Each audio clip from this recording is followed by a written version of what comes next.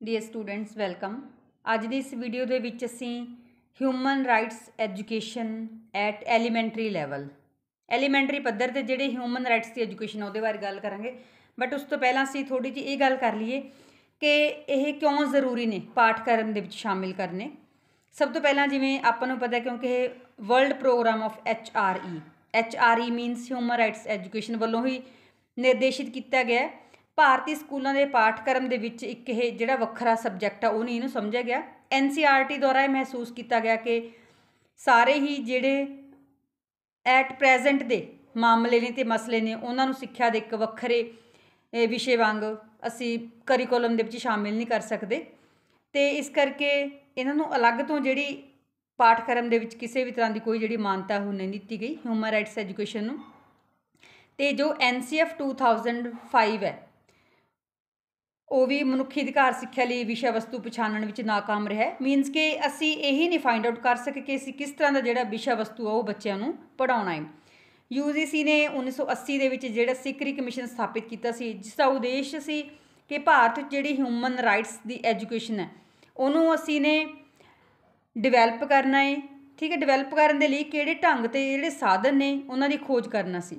Commission ਨੇ ਇਹ ਸੁਝਾਅ ਦਿੱਤਾ ਸੀ ਕਿ ਜਿਹੜੇ ਵੈਲਿਊਜ਼ ਨੇ ਉਹਨਾਂ ਨੂੰ ਸਕੂਲ ਦੇ ਕਰੀਕੁਲਮ ਦੇ ਵਿੱਚ ਸ਼ਾਮਿਲ ਕੀਤਾ ਜਾਵੇ, ਪਰੰਤੂ ਇਸ ਦੇ ਦੁਆਰਾ ਜੋ ਪ੍ਰਾਪਤ ਅੰਕ ਨੇ ਉਹਨਾਂ ਨੂੰ ਕੋਈ ਅਹਿਮੀਅਤ ਨਾ ਦਿੱਤੀ ਜਾਵੇ ਅਤੇ ਇਹਦੇ ਜਿਹੜੇ ਨੰਬਰ ਨੇ ਉਹ ਆਖਰੀ ਪ੍ਰੀਖਿਆ ਵਿੱਚ ਨਾ ਜੋੜੇ ਜਾਣ।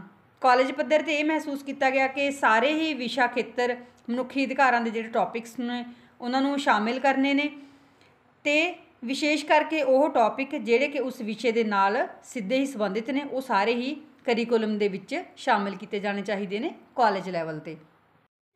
ਹੁਣ ਅਸੀਂ ਗੱਲ ਕਰਾਂਗੇ ਕਿ ਜਿਹੜੇ ਐਲੀਮੈਂਟਰੀ ਲੈਵਲ ਹੈ ਉਹਦੇ 'ਤੇ ਹਿਊਮਨ ਰਾਈਟਸ ਐਜੂਕੇਸ਼ਨ ਦੀ ਜਿਹੜੀ ਸਿੱਖਿਆ ਉਹ ਕਿਸ ਤਰ੍ਹਾਂ ਦੀ ਹੋਣੀ ਚਾਹੀਦੀ ਹੈ ਅਤੇ ਕਿਵੇਂ ਦਿੱਤੀ ਜਾ ਸਕਦੀ ਹੈ। ਇਹਦੇ ਦੋ ਪਾਰਟਸ ਨੇ। ਸਭ ਤੋਂ ਪਹਿਲਾਂ ਹੈ ਲੋਅਰ ਪ੍ਰਾਇਮਰੀ ਸਟੇਜ ਅਤੇ ਇੱਕ ਹੈ ਅਪਰ ਪ੍ਰਾਇਮਰੀ ਸਟੇਜ। ਸਭ ਤੋਂ ਪਹਿਲਾਂ ਅਸੀਂ ਜਿਹੜੀ ਗੱਲ ਕਰਾਂਗੇ ਉਹ ਲੋਅਰ ਪ੍ਰਾਇਮਰੀ ਸਟੇਜ ਦੇ ਉੱਪਰ। ਇਸ ਲੈਵਲ ਦੇ ਉੱਪਰ ਜਿਹੜਾ ਮੁੱਖ ਵਿਸ਼ਾ ਖੇਤਰ ਹੈ ਟੌਪਿਕਸ ਨੇ ਉਹ ਮਨੁੱਖੀ ਅਧਿਕਾਰਾਂ ਲਈ ਜਿਹੜੇ ਅਵੇਲੇਬਲ ਹੋ ਸਕਦੇ ਨੇ ਜਾਂ ਉਹਨਾਂ ਦੇ ਲਈ ਸਿਊਟੇਬਲ ਨੇ ਉਹ ਨੇ ਭਾਸ਼ਾਵਾਂ ਅਤੇ ਸਮਾਜਿਕ ਸਿੱਖਿਆ, ਵਾਤਾਵਰਨਿਕ ਸਿੱਖਿਆ। ਕਿਉਂਕਿ ਜਿਹੜਾ ਲੋਅਰ ਪ੍ਰਾਇਮਰੀ ਸਟੇਜ ਹੈ ਇਹਦੇ ਉੱਪਰ ਬੱਚੇ ਲੈਂਗੁਏਜ ਪੜ੍ਹਦੇ ਨੇ, SST ਪੜ੍ਹਦੇ ਨੇ ਅਤੇ ਜਿਹੜੀ ਇਨਵਾਇਰਨਮੈਂਟ ਐਜੂਕੇਸ਼ਨ ਆ ਉਹ ਪੜ੍ਹਦੇ ਨੇ। ਹੁਣ ਇਹਦੇ ਵਿੱਚ ਕਰਨਾ ਕੀ ਹੈ, ਸਭ ਤੋਂ ਪਹਿਲਾਂ ਭਾਰਤ ਅਤੇ ਜਿਹੜੇ ਵਰਲਡ ਦਾ ਇਤਿਹਾਸ ਆ ਉਹਦੇ ਵਿੱਚੋਂ ਜਿੰਨੇ ਵੀ ਗ੍ਰੇਟ ਪਰਸਨੈਲਿਟੀਜ਼ ਨੇ ਅਤੇ ਔਰਤਾਂ ਦੀਆਂ ਭਾਵੇਂ ਵਿਅਕਤੀ ਨੇ ਉਹਨਾਂ ਨੇ ਜੀਵਨੀਆਂ ਦੇ ਜਿਹੜੇ ਬਿਰਤਾਂਤ ਨੇ ਅਤੇ ਭਾਰਤ ਦੀ ਆਜ਼ਾਦੀ ਦੇ ਲਈ ਸੰਘਰਸ਼ ਜਿਹੜਾ ਕੀਤਾ ਹੈ ਅਤੇ ਭਾਰਤੀ ਸੰਵਿਧਾਨ ਦੇ ਕੁਝ ਜਿਹੜੇ ਆਸਪੈਕਟਸ ਨੇ ਉਹਨਾਂ ਨੂੰ SST ਜਿਹੜਾ ਸਬਜੈਕਟ ਹੈ ਉਹਦੇ ਵਿੱਚ ਸ਼ਾਮਿਲ ਕੀਤਾ ਜਾਣਾ ਚਾਹੀਦਾ ਹੈ। ਦੂਸਰਾ ਹੈ ਮਨੁੱਖੀ ਅਧਿਕਾਰਾਂ ਦੇ ਮਸਲੇ, ਜਿਵੇਂ ਵਾਤਾਵਰਣ ਅਧਿਐਨ ਵਿੱਚ ਸੰਗਠਿਤ ਕਰਨੇ ਨੇ, ਮੀਨਸ ਉਹਦੇ ਵਿੱਚ ਐਡ ਕਰਨੇ ਨੇ ਬੱਚੇ ਦੇ ਨਜ਼ਦੀਕੀ ਵਾਤਾਵਰਣ ਤੋਂ ਆਰੰਭ ਹੋ ਕੇ, ਜਿਵੇਂ ਕਿ ਬੱਚਾ ਸਭ ਤੋਂ ਪਹਿਲਾਂ ਫੈਮਿਲੀ ਦੇ ਵਿੱਚ, ਫਿਰ ਉਸ ਤੋਂ ਬਾਅਦ ਸੁਸਾਇਟੀ ਦੇ ਵਿੱਚ ਅਤੇ ਉਸ ਤੋਂ ਬਾਅਦ ਹੌਲੀ ਹੌਲੀ ਬੱਚਾ ਜ਼ਿਲ੍ਹੇ, ਰਾਜ, ਦੇਸ਼ ਅਤੇ ਸੰਸਾਰ ਤੱਕ ਪਹੁੰਚਣਾ ਚਾਹੀਦਾ ਹੈ। ਇਹ ਨਹੀਂ ਅਸੀਂ ਪਹਿਲੇ ਉਹਨੂੰ ਜਿਹੜੇ ਵਰਲਡ ਦੀ ਐਜੂਕੇਸ਼ਨ ਆ ਉਹ ਦੇਣੀ ਸਟਾਰਟ ਕਰ ਲਈਏ। ਸਭ ਤੋਂ ਪਹਿਲਾਂ ਜਿਹੜੀ ਸਟਾਰਟਿੰਗ ਹੈ ਉਹ ਉਹਦੀ ਫੈਮਿਲੀ ਤੋਂ, ਜਿਵੇਂ ਕਿ ਪਹਿਲੇ ਦੂਸਰੇ ਚੈਪਟਰ ਬੱਚੇ ਦੀ ਫੈਮਿਲੀ ਨਾਲ ਰਿਲੇਟਡ ਹੁੰਦੇ ਨੇ ਉਹਦੇ ਅਕੋਰਡਿੰਗ ਸ਼ੁਰੂ ਕਰਕੇ ਫਿਰ ਹੌਲੀ ਹੌਲੀ ਸਟੇਟ, ਜ਼ਿਲ੍ਹਾ, ਸਟੇਟ, ਦੇਸ਼ ਅਤੇ ਵਰਲਡ ਤੱਕ ਪਹੁੰਚਣਾ ਹੈ।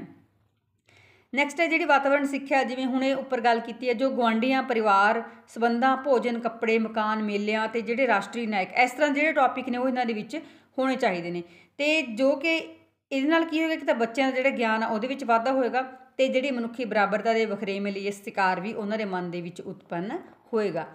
ਨੈਕਸਟ ਹੈ ਭਾਸ਼ਾ ਦੇ ਪਾਠਕ੍ਰਮ ਨੂੰ ਕਹਾਣੀਆਂ ਅਤੇ ਕਵਿਤਾਵਾਂ ਦੁਆਰਾ, ਕਵਿਤਾਵਾਂ ਵੀ ਸ਼ਾਮਿਲ ਕਰਨੀਆਂ ਅਤੇ ਕਹਾਣੀਆਂ ਵੀ।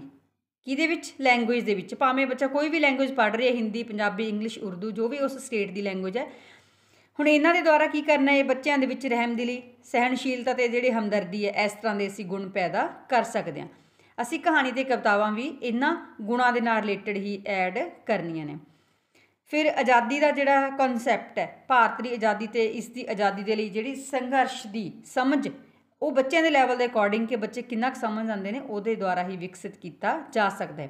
ਅਸੀਂ ਬੱਚਿਆਂ ਨੂੰ ਆਜ਼ਾਦੀ ਦਾ ਜਿਹੜਾ ਸੰਕਲਪ ਹੈ, ਕਨਸੈਪਟ ਹੈ ਉਹ ਸਮਝਾਉਣਾ ਵੀ ਹੈ।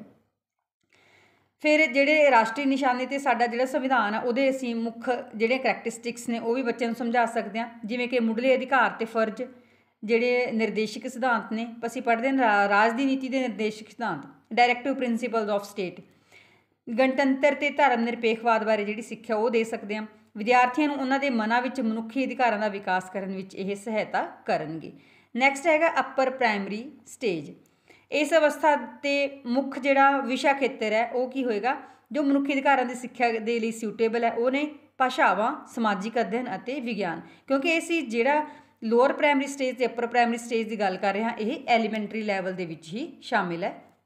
ਸਭ ਤੋਂ ਪਹਿਲਾਂ ਜਿਹੜੀਆਂ ਭਾਸ਼ਾਵਾਂ ਨੇ, ਭਾਸ਼ਾਵਾਂ ਦੇ ਵਿੱਚ ਜਿਹੜੇ ਟੌਪਿਕਸ ਸ਼ਾਮਿਲ ਕਰਨੇ ਨੇ ਉਹਨਾਂ ਦਾ ਜਿਹੜਾ ਵਿਸ਼ਾ ਵਸਤੂ ਹੈ, ਠੀਕ ਹੈ ਜੀ। ਮਨੁੱਖੀ ਅਧਿਕਾਰਾਂ ਦੀ ਜਾਗਰੂਕਤਾ, ਅੰਤਰਰਾਸ਼ਟਰੀ ਸੂਝ ਤੇ ਵਿਸ਼ਵ ਵਿਆਪੀ ਮਹੱਤਤਾ ਵਾਲੇ ਜਿਹੜੇ ਸੰਬੰਧਿਤ ਮਸਲੇ ਨੇ ਉਹਨਾਂ ਦੇ ਪ੍ਰਤੀ ਜਾਗਰੂਕਤਾ ਦਾ ਵਿਕਾਸ ਕਰਦੇ ਨੇ। ਇਸ ਤਰ੍ਹਾਂ ਦੇ ਹੋਣੇ ਚਾਹੀਦੇ ਨੇ, ਇਮੈਜਿਨਰੀ ਹੋਣ ਤੇ ਉਹ ਬੱਚਿਆਂ ਦੇ ਵਿੱਚ ਇਸ ਤਰ੍ਹਾਂ ਜਿਹੜੀ ਜਾਗਰੂਕਤਾ ਉਹ ਪੈਦਾ ਕਰਦੇ ਹੋਣ, ਨੈਸ਼ਨਲ ਤੇ ਇੰਟਰਨੈਸ਼ਨਲ। ਭਾਸ਼ਾ ਦਾ ਜਿਹੜਾ ਵਿਸ਼ਾ ਹੈ ਉਹਦੇ ਵਿੱਚ ਕਵਿਤਾਵਾਂ, ਕਹਾਣੀਆਂ ਤੇ ਨਾਟਕਾਂ ਦੁਆਰਾ ਅਸੀਂ ਉਹਨਾਂ ਦੇ ਵਿੱਚ ਜਿਹੜੇ ਵੈਲਿਊਜ਼ ਦੀ ਗੱਲ ਕਰਦੇ ਹਾਂ ਕਿ ਵੈਲਿਊਜ਼ ਬੱਚਿਆਂ ਦੇ ਵਿੱਚ ਹੋਣੀਆਂ ਚਾਹੀਦੀਆਂ ਨੇ, ਉਹਨਾਂ ਨੂੰ ਪ੍ਰਗਟ ਕਰਕੇ ਪ੍ਰਸ਼ੰਸਾ ਦਾ ਆਧਾਰ ਵੀ ਬਣਾਉਂਦੇ ਹਨ। ਅਸੀਂ ਟੌਪਿਕ ਹੀ ਇਸ ਤਰ੍ਹਾਂ ਦੇ ਸ਼ਾਮਿਲ ਕਰਨੇ ਨੇ ਜਿਹੜੇ ਬੱਚਿਆਂ ਦੇ ਵਿੱਚ ਜਿਹੜੀਆਂ ਮਾਨਵਵਾਦੀ ਵੈਲਿਊਜ਼ ਨੇ, ਹਿਊਮਨ ਵੈਲਿਊਜ਼ ਨੇ ਉਹਨਾਂ ਨੂੰ ਪੈਦਾ ਵੀ ਕਰਦੇ ਹੋਣ। ਸਾਇੰਸ ਜਿਹੜਾ ਸਬਜੈਕਟ ਹੈ ਇੱਕ ਅਖੰਡ ਤੇ ਰਾਸ਼ਟਰੀ ਵਿਸ਼ਾ ਹੈ।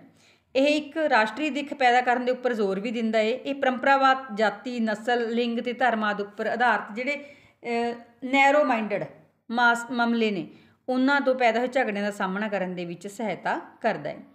ਫਿਰ ਵਿਗਿਆਨ, ਸਿਹਤ ਤੇ ਸੰਤੁਲਿਤ ਭੋਜਨ, ਖੇਤੀਬਾੜੀ, ਵਾਤਾਵਰਨ ਸੁਰੱਖਿਆ, ਪਾਣੀ ਦਾ ਪ੍ਰਦੂਸ਼ਣ ਤੇ ਊਰਜਾ ਵਰਗੇ ਜਿਹੜੇ ਹੋਰ ਸਮੱਸਿਆ ਦੇ ਖੇਤਰ ਨੇ, ਇਹਨਾਂ ਦੇ ਪ੍ਰਕਿਰਿਆਵਾਂ ਦੀ ਜਿਹੜੀ ਸੂਝ-ਬੂਝ ਵਧਾਉਣ ਦੇ ਉੱਪਰ ਜ਼ੋਰ ਦਿੰਦਾ ਹੈ। ਅਸੀਂ ਬੱਚੇ ਨੂੰ ਪੜ੍ਹਾਉਂਦੇ ਹਾਂ ਕਿ ਦੇਖੋ ਪਾਣੀ ਹੈ, ਠੀਕ ਹੈ, ਉਹ ਸਾਡੇ ਕੀ ਕੰਮ ਆਉਂਦਾ ਹੈ, ਅਸੀਂ ਉਹਨੂੰ ਕਿਵੇਂ ਸੰਭਾਲ ਸਕਦੇ ਹਾਂ, ਕਿਵੇਂ ਉਹਨੂੰ ਪ੍ਰਦੂਸ਼ਿਤ ਹੋਣ ਤੋਂ ਬਚਾ ਸਕਦੇ ਹਾਂ, ਵਾਤਾਵਰਨ ਕਿਵੇਂ ਅਸੀਂ ਸੁਰੱਖਿਅਤ ਰੱਖ ਸਕਦੇ ਹਾਂ, ਖੇਤੀਬਾੜੀ ਦੇ ਵਿੱਚ ਜਿਹੜੇ ਮੁੱਢਲੇ ਗੱਲਾਂ ਹੁੰਦੀਆਂ ਨੇ ਕਿ ਇਹ ਫਸਲਾਂ ਪੈਦਾ ਹੁੰਦੀਆਂ ਨੇ, ਭੋਜਨ ਦੇ ਵਿੱਚ ਭੋਜਨ ਕੀ ਹੁੰਦਾ ਹੈ, ਸੰਤੁਲਿਤ ਭੋਜਨ ਕੀ ਹੁੰਦਾ ਹੈ, ਇਹਦੇ ਵਿੱਚ ਕਿਹੜੀਆਂ ਚੀਜ਼ਾਂ ਸ਼ਾਮਿਲ ਨੇ, ਸਾਨੂੰ ਕਿੱਥੋਂ ਮਿਲਦਾ ਹੈ। ਹੁਣ ਇਹਨਾਂ ਦੇ ਨਾਲ ਜਿਹੜੇ ਬੱਚੇ ਨੇ ਉਹਨਾਂ ਦਾ ਝੁਕਾਅ ਜਿਹੜਾ ਉਹ ਸਾਇੰਟੀਫਿਕ ਹੋਏਗਾ। ਤੇ SST ਸਬਜੈਕਟ ਦੇ ਵਿੱਚ ਬੱਚਿਆਂ ਨੂੰ ਪ੍ਰਾਇਮਰੀ ਸੁਧਾਰਾਂ ਅਤੇ ਗਣਤੰਤਰ ਦੀ ਭੂਮਿਕਾ, ਸਮਾਜ ਦੇ ਜਿਹੜੇ ਕਮਜ਼ੋਰ ਵਰਗਾਂ ਤੇ ਗਰੀਬਾਂ ਨੂੰ ਉੱਚਾ ਉਠਾਉਣ ਵਾਲੀ ਅੰਤਰਰਾਸ਼ਟਰੀ ਸੰਸਥਾਵਾਂ ਬਾਰੇ ਜਾਗਰੂਕ ਬਣਾਇਆ ਜਾ ਸਕਦਾ ਹੈ। ਇਹ ਭਾਗ ਨਾਗਰਿਕ ਸ਼ਾਸਤਰ ਦੇ ਅਧੀਨ ਆਏਗਾ ਤੇ ਇਹ ਨਾਲ ਜਿਹੜੀਆਂ ਵੈਲਿਊਜ਼ ਨੇ ਉਹ ਵੀ ਡਿਵੈਲਪ ਹੋਣਗੀਆਂ। ਦੂਸਰਾ, ਇਤਿਹਾਸ ਦੇ ਵਿੱਚ ਅਸੀਂ ਕੀ ਪੜ੍ਹਾ ਸਕਦੇ ਹਾਂ, ਸੰਸਾਰ ਦੀ ਸੱਭਿਅਤਾ ਦਾ ਇਤਿਹਾਸ, ਕਿ ਜਿਹੜਾ ਸੰਸਾਰ ਹੈ ਉਹ ਕਿਸ ਤਰੀਕੇ ਨਾਲ ਡਿਵੈਲਪ ਹੋਇਆ।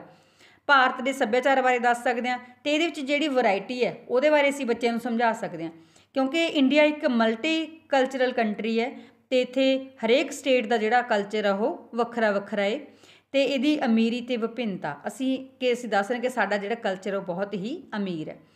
ਭੂਗੋਲ ਦੇ ਵਿੱਚ ਅਸੀਂ ਬੱਚੇ ਨੇ ਜਿਹੜੇ ਉਹਨਾਂ ਦੇ ਰਹਿਣ ਸਹਿਣ ਦੇ ਵੱਖ ਵੱਖ ਢੰਗਾਂ ਬਾਰੇ ਉਹਨਾਂ ਨੂੰ ਦੱਸ ਸਕਦੇ ਹਾਂ ਤੇ ਪ੍ਰਸ਼ੰਸਾ ਦਾ ਜਿਹੜਾ ਵਿਕਾਸ ਹੈ ਉਹ ਅਸੀਂ ਇਹਨਾਂ ਦੇ ਦੁਆਰਾ ਕਰ ਸਕਦੇ ਹਾਂ। ਇਹਨਾਂ ਨਾਲ ਬੱਚੇ ਕਿਸੇ ਵੀ ਚੀਜ਼ ਨੂੰ ਐਪਰੀਸ਼ੀਏਟ ਕਰਨਾ ਸਿੱਖ ਸਕਦੇ ਨੇ ਕਿ ਦੇਖੋ ਅਸੀਂ ਜਦੋਂ ਕਿਸੇ ਵੀ ਚੀਜ਼ ਦੀ ਅਸੀਂ ਗੱਲ ਕਰਦੇ ਹਾਂ ਕਿ ਹਾਂ ਇਹ ਚੀਜ਼ ਬਹੁਤ ਵਧੀਆ ਹੈ, ਕਿਤੇ ਅਸੀਂ ਪਹਾੜੀ ਏਰੀਆ ਦੀ ਗੱਲ ਕਰ ਰਹੇ ਹੁੰਦੇ ਹਾਂ, ਕਿਤੇ ਬਰਫ਼ ਪੈ ਰਹੀ ਹੁੰਦੀ ਹੈ, ਕਿਤੇ ਪੂਰੀ ਹਰਿਆਲੀ ਵਾਲੇ ਏਰੀਆਜ਼ ਨੇ, ਕਿਤੇ ਬਿਲਕੁਲ ਮਾਰੂਥਲ ਹੈ। ਤਾਂ ਭੂਗੋਲ ਦੇ ਵਿੱਚ ਅਸੀਂ ਬੱਚੇ ਨੂੰ ਇਹ ਚੀਜ਼ਾਂ ਜਦੋਂ ਵੱਖ-ਵੱਖ ਕੰਸੈਪਟ ਸਮਝਾਵਾਂਗੇ ਇਸ ਤਰ੍ਹਾਂ ਦੇ ਤਾਂ ਉਹ ਐਪਰੀਸ਼ੀਏਟ ਵੀ ਕਰਨਗੇ, ਕਿਉਂਕਿ ਹਰ ਚੀਜ਼ ਦੀ ਆਪਣੀ ਆਪਣੀ ਅਲੱਗ ਤੋਂ ਇੰਪੋਰਟੈਂਸ ਹੈ ਤੇ ਵੱਖ-ਵੱਖ ਸੱਭਿਆਚਾਰਾਂ ਵੱਲੋਂ ਅੰਤਰੀ ਨਿਰਭਰਤਾ ਤੇ ਸਾਂਝੀਆਂ ਕਦਰਾਂ ਕੀਮਤਾਂ ਦਾ ਸਹਿਭਾਗੀ ਹੋਣਾ। ਹੁਣ ਹਰੇਕ ਸਟੇਟ ਦਾ ਜਿਹੜਾ ਕਲਚਰ ਹੈ ਉਹ ਵੀ ਵੱਖਰਾ ਹੈ ਤੇ ਇੱਕ ਦੂਸਰੇ ਦੇ ਉੱਪਰ ਇਹ ਡਿਪੈਂਡ ਵੀ ਕਰਦੇ ਨੇ ਤੇ ਇਹਦੇ ਨਾਲ ਬੱਚਿਆਂ ਦੇ ਵਿੱਚ ਜਿਹੜੀਆਂ ਸਾਂਝੀਆਂ ਕਦਰਾਂ ਕੀਮਤਾਂ ਨੇ ਉਹ ਪੈਦਾ ਹੋਣਗੀਆਂ। ਫਿਰ SST ਦਾ ਜਿਹੜਾ ਕਰਿਕੂਲਮ ਹੈ ਇਹਦੀ ਸਹਾਇਤਾ ਨਾਲ ਅਸੀਂ ਬੱਚਿਆਂ ਦੇ ਵਿੱਚ ਆਪਣੇ ਆਲੇ ਦੁਆਲੇ ਦੇਸ਼ ਤੇ ਦੁਨੀਆ ਜਿਹਦੇ ਵਿੱਚ ਵੀ ਉਹ ਰਹਿੰਦੇ ਨੇ ਉਹਦੀ ਜਿਹੜੀ ਭੌਤਿਕ ਐਡਜਸਟਮੈਂਟ ਹੈ, ਉਹਦਾ ਇਨਵਾਇਰਨਮੈਂਟ ਹੈ, ਉਹਦੇ ਬਾਰੇ ਅਸੀਂ ਜਿਹੜੀ ਕ੍ਰੀਏਟੀਵਿਟੀ ਹੈ, ਦਿਲਚਸਪੀ ਹੈ ਉਹ ਜਗਾ ਸਕਦੇ ਹਾਂ। ਇਹ ਨਾਲ ਜਿਹੜੇ ਬੱਚੇ ਨੇ ਉਹਨਾਂ ਨੂੰ ਆਪਣੇ ਗੁਆਂਢੀਆਂ ਤੇ ਆਪਣੀ ਜਿਹੜੀ ਦੁਨੀਆ ਦੀ ਅਸੀਂ ਗੱਲ ਕਰਦੇ ਹਾਂ, ਹੋਰ ਦੇਸ਼ਾਂ ਦੀ ਗੱਲ ਕਰਦੇ ਹਾਂ, ਉਹਨਾਂ ਦੇ ਨਾਲ ਇਕਸੁਰਤਾ ਵਿੱਚ ਇਕੱਠੇ ਰਹਿਣ ਦੀ ਮਹੱਤਤਾ ਬਾਰੇ ਪਤਾ ਲੱਗੇਗਾ। ਬੱਚੇ ਸਮਝ ਜਾਣਗੇ ਕਿ ਯੂਨਿਟੀ ਇਜ਼ ਸਟਰੈਂਥ, ਕਿਉਂਕਿ ਸਾਰੇ ਜਿਹੜੇ ਕੰਟਰੀ ਨੇ, ਭਾਵੇਂ ਅਸੀਂ ਇੱਕ ਕੰਟਰੀ ਦੀ ਗੱਲ ਕਰ ਲਈ ਉਹਦੀਆਂ ਵੱਖਰੀਆਂ ਵੱਖਰੀਆਂ ਸਟੇਟਸ ਨੇ, ਉਹ ਸਾਰੇ ਹੀ ਇੱਕ ਦੂਸਰੇ ਦੇ ਉੱਪਰ ਨਿਰਭਰ ਕਰਦੇ ਨੇ। ਡੀਅਰ ਸਟੂਡੈਂਟਸ, ਅੱਜ ਦੀ ਵੀਡੀਓ ਦੇ ਵਿੱਚ ਸਿਰਫ ਇੰਨਾ ਹੀ। Thanks for watching.